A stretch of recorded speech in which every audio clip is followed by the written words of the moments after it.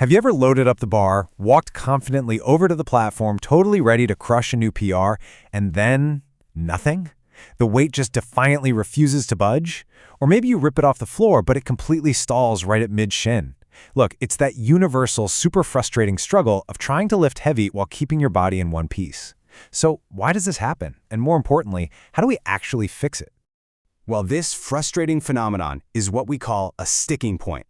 It's that exact phase of a lift where gravity literally feels like it doubled and the weight just won't move, whether that's right off the floor, mid-shin, or right near lockout. But here's the thing. Breaking through these points requires a lot more than just gripping and ripping. You can't just pull harder. We have to look at your actual biomechanics to figure out what's failing. Welcome to this Sinewy Explainer. Today, we're diving deep into the clinical research and biomechanics that will optimize your lifting, protect your spine, and completely shatter some of the most stubborn gym myths out there. Whether you're a guy or a girl aiming to build a truly sinewy, resilient fitness model physique, we are using pure science as our guide today. Here is the game plan. We're going to cover 1. Breaking through lifting plateaus, 2. The cost of maximum loads, 3. Biomechanics in women's lifting, 4. Trap bar versus conventional, 5. Bracing for spine stability, and 6. The fast eccentric advantage. Let's jump right in. Number 1. Breaking through lifting plateaus. If you find yourself failing midway through the lift, right around that mid-shin area, this almost always points to a specific weakness in your glutes and your lower back. Basically, your posterior chain is lagging. This means you need targeted accessory work. Movements like good mornings are absolutely incredible for this. They literally force you to spend extended time under tension in that vulnerable mid-deadlift position. That strengthens those erector spinae muscles and pumps up your posterior chain so you stop stalling out. Moving on to number 2, the cost of maximum loads.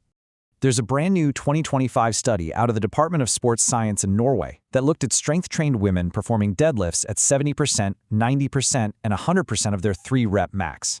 The researchers used high-tech 3D motion capture and electromyography sensors to track exactly what the body does at these different loads. And honestly, the findings are pretty eye-opening.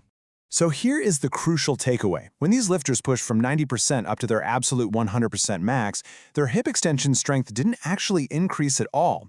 Instead, their bodies compensated by significantly increasing the bend, or flexion, in their lower thoracic spine. Basically, at absolute max loads, lifters are just bending their backs way more to cheat the weight up rather than using their hips. That brings a massive amount of risk to your spine for literally zero extra hip strength. Which leads perfectly into number 3, biomechanics and women's lifting. When we look at gender-specific biomechanics, women typically have a wider pelvis structure and greater Q angles. And this heavily impacts hip mechanics during any hinge movement. On top of that, higher baseline flexibility and hormones like relaxin naturally increase joint laxity. Understanding this is absolutely crucial because it means coaching cues and technique modifications have to be tailored specifically for female lifters to ensure safety and prevent those nagging lower back injuries. All right, number 4, trap bar versus conventional. Let's compare the two head-to-head. The conventional straight bar deadlift is super hamstring and erector dominant, but it comes with a 9.2% higher peak spinal flexion moment. In plain English, that means significantly more shear force on your lower back. The trap bar, on the other hand, with its hexagonal shape, lets you stand right inside the center of gravity. This shifts about 25% more muscle activation to your quads and forces a much more upright torso. The result is drastically reduced shear force on your spine. And this brilliantly illustrates why using the trap bar is not cheating in any way. Because of that improved mechanical advantage and the reduced stress on your spine, studies show lifters can pull, on average, 8.4% more weight safely with a trap bar compared to a conventional bar. It's just a fantastic biomechanically distinct tool for building absolute strength with a fraction of the risk.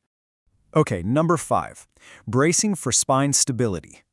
In biomechanical models tested at the University of Waterloo, researchers threw 2 core strategies into the ring. In one corner, you have hollowing, which is basically just sucking in your belly button to try and isolate the transversus abdominis. In the other corner, you have bracing. This is where you simultaneously activate your entire abdominal wall, the rectus abdominis, obliques, and transversus abdominis, all at once at about 20% of your maximum effort. And the data absolutely crowns bracing as the winner. Bracing creates this total muscular shield around your torso. The researchers mathematically demonstrated that this 360-degree simultaneous activation provides a vastly superior mechanical shield for stabilizing your lumbar spine under heavy compressive loads compared to just sucking your stomach in. It's a total game changer for injury prevention. Finally, number 6, the fast eccentric advantage. For decades, the golden rule in the gym has been to lower the weight super slowly to maximize time under tension, right? Well, data from a 6-week study on shoulder width changes completely flips that on its head. When tracking these changes, researchers found that a fast 1-second lowering phase totally outpaced a much slower 4-second eccentric phase.